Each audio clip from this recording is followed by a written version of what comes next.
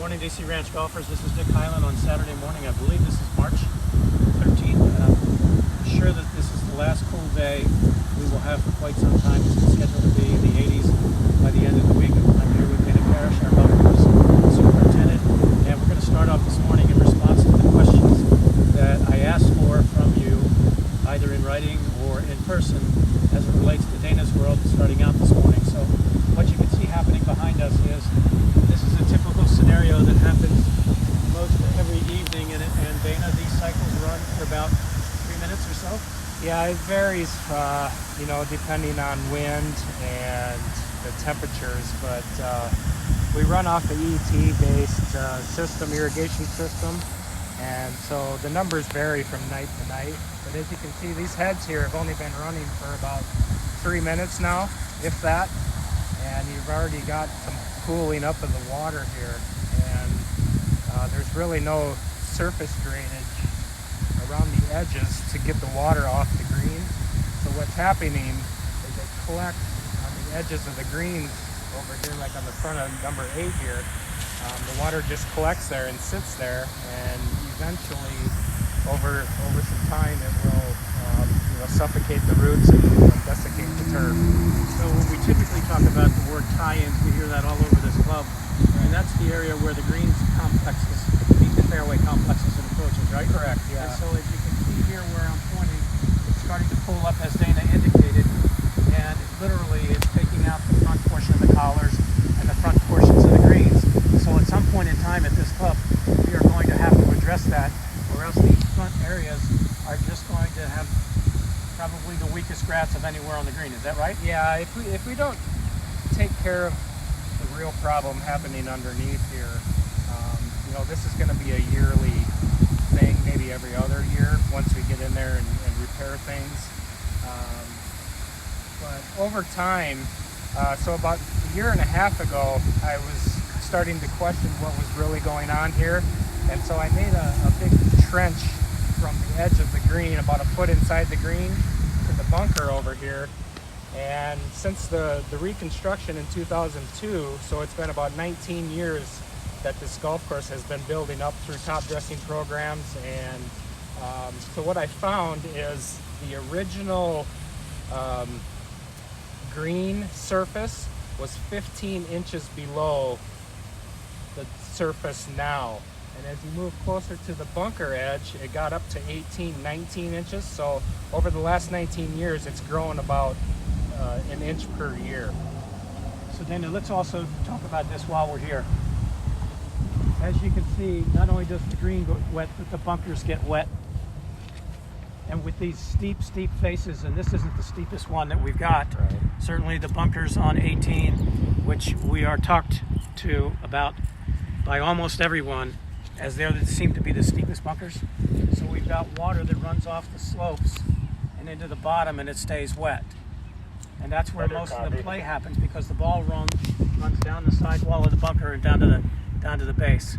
So we've got to address that too at some point. We redid these bunkers years ago, but as you can see right here, with just a normal cycle running around the greens, that this bunker is pretty wet and it's going to be very demanding. Yeah, so another thing that I'd like to say too, to add on to what Dick just said, is that was just the greens heads around the green. There is other heads that have to get all the turf around here. So there could be a situation where you have a bunker that has 4 or 5 or 6 heads that are throwing water into these bunkers, and maybe a head down the fairway here only has 2 or 3 irrigation heads that throwing in. So that's where you're seeing some of the inconsistency around the golf course from bunker to bunker. So Dana, also let's talk about this. There are somewhere in excess of 3,000 irrigation heads on this golf course, right? Correct, yeah. Anywhere from the big 752 heads that we use, the Rainbird, to pop-ups, to hunters on tees, and around certain areas of the golf course where we had to pick up some extra turf with water. So this probably is more than they need to know, but let's talk about the triangulation needed for irrigation spread. Yeah, correct. So an irrigation system is built on geometry, so it's all circles and straight lines. And when when the laterals are coming off of a main line to go across the hole, and you have a bunker, obviously they have to go around the bunker, so it's not always a perfect system. I've never seen a golf course with a perfect irrigation design. It can be difficult, and just because, you know, some areas it's really narrow, some areas it's wider, so you've got to have extra heads, which affects the spacing between the heads, which is typically a 65-foot spacing. And so why we're talking about this is because they asked about it, right? Right. And to get the membership at large to understand that in 2026, not too far away, Right. we are scheduled to have an irrigation change out as much as necessary, right? Right. And so Correct. we're just informing the membership right now that this is a strong possibility as we get into the next few years, but we've got to start planning on it right now because it's not too far away. Yeah, absolutely. You know, you can never start a process like this for a big construction project too early, just to make sure you've got all your X's and O's and I's dotted and T's crossed. And it is a big project. It's a very expensive project. But you know, at the end result, you have a better, more efficient irrigation system. And so, yeah. Okay, so hopefully if you've got any more questions, you'll let us know, because the fact is more important than the rumor. Okay, Dana, here's question number 2 from the membership. So where we're standing is on the fairway of number 18. It's probably about 50 yards from the green. And what you see we're standing on is what's called poania. And poania is not a grass per se, it is a weed. True? Yes, correct. And for people who think you can get rid of completely and entirely, POA is a pipe dream, right? Yeah, I think the best thing we can do is just minimize the POA that we have on the golf course in a pre and post emergent applications. And so we've done that already, right? Yeah, so 3 years ago, I started a new program specifically for POA, and so what we do is I do a pre-emergent application at the end of July, which is about 9 weeks from overseed date, and then we do another follow-up pre-emergent application right around Thanksgiving to get us through the winter season, and then once January, February come around, January typically, you'll start seeing POA come up through, and so at that point we will do, I do 2 applications of post-emergent, which is, the 2 applications are 10 days apart. So Dana, last question. Every summer we've got to maintain this golf course by aerification, which means greens, approaches, collars, fairways, tees, roughs, and then this summer we're hoping to come back in with a heavy application of fertilizer and top dressing, correct? Yep, correct. And we've agreed that we're going to start that July 5th after the holiday weekend. And the reason we've chosen that date is because July has proven to be the family vacation month before the kids go back to school in August. Now, why they go back in August when it's 120 gazillion degrees, I don't really know, but please put on your calendar if you want to go on vacation, because the golf course is going to be closed from July 5th for about 8 to 10 days. That would be the time to take the vacation, because we want to get all the heavy work out of the way and not do it week after week after week after week. That would not be good for play. So, Dana, it's not too early to put these dates out. No, yeah, absolutely. And then to follow up with that too, you know, we're already starting to think about overseed for next year and finalizing the dates on that as well. Right. Okay, so if you've got any more questions for us, either email us, come in and talk to us, we'll write them down, and during the next video we will address them to the membership at large. Okay, lastly, just a couple of updates around the club. I should tell you that the most important thing that we should talk about each and every time we start the videos are where we are with COVID at the club. We do understand that many members have gotten 1, possibly 2 of the vaccinations, either Moderna, either Pfizer, and now with J&J coming out with a one-shot program. But we are not out of the woods by any means, and as I always refer back to the medical community and the group that gives us the best advice, We are still masks on. That is the most important thing at the moment.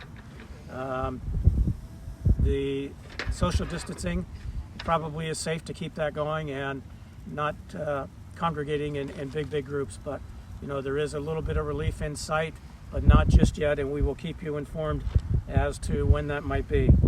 I know you sometimes say it's hard to believe this stuff, but we were just informed yesterday that many of the golf manufacturers and automobile manufacturers were part of a group that were waiting on containers to come in from Asia with golf balls, golf clubs, and even automobiles, and there were 700 containers that were dumped in the ocean outside of Honolulu.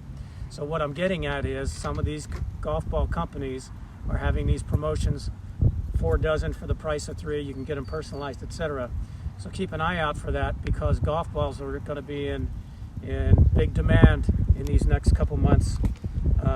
I couldn't believe it when I heard it, but it came from a couple different sources at the highest levels of some of these companies. We've had a meeting with some USGA officials asking them, are our holes rated properly from a handicap standpoint? We've collected almost 2,600 scores to work on these new handicaps. The handicap committee will be reviewing them with Mike Thurell and his team, as well as we're going to invite Ed Gallen from the USGA/AGA and Jerry Mahanke to see if anything needs to be done in the near future. We've been asked to have a junior parent rules workshop, and we have in mind that on Tuesday, April the 6th at 4 p.m. in the clubhouse, any parents with their junior golfers, we encourage you to come. We're going to have Jerry Mahanke and Ed Gallen be here with us to go over any of the pertinent rules as the RNA and the USGA recommends that we play from. And it's not too early to get the kids to really understand these rules, because as we watch junior events all over the place, some need a little bit more education in that area. Keep in mind also that the ladies member has 34 teams. We think that that's terrific. We've got 4 different formats over the 2 days, 9 each way. The roundup is at 48 teams, and that is what we were hoping for. The Stampede is also sold out at 48 teams. In the event we were to get 6 more teams, that would justify another flight, but that's the only way we would increase the size of the field from 48. A couple rules came up to me that Jerry Mahanke asked me to point out. Burrowing animal holes is an abnormal course condition. The golf ball and stance affected only. You get free relief. You can lift and drop within 1 club length, free relief. 3-minute search. You can't look for your ball until you find it. It's 3 minutes by the rules, and that'll help speed up the pace of play, so 3 minutes. The embedded ball search. Any general area, which used to be called through the green, regardless of the height of the grass, if the ball is embedded in its own pitch mark, you would get relief. If the ball pops out of it, just because there's a pitch mark nearby, doesn't mean you can take relief. Again, back to the COVID, a lot of these families have just come off spring break, and you may have been in different countries or wherever you may have been, but there is a 10-day quarantine period, we understand, from the medical community. And that, as it relates to the club, you have no access to the club, not the fitness center, not the restaurants, let alone the golf course, so please be aware of that you've got a 10-day quarantine. Lastly, I would remind you that as we get warmer, the snakes are coming out. I saw a couple in the last week, so just be very, very careful as you're walking around, and especially in the desert. Not that any of you ever hit your ball in the desert, but in the unlikelihood that you do, please be reminded the No Shoulders group that is coming out here soon. So if you've got any more questions, comments, concern, let us know. Thank you.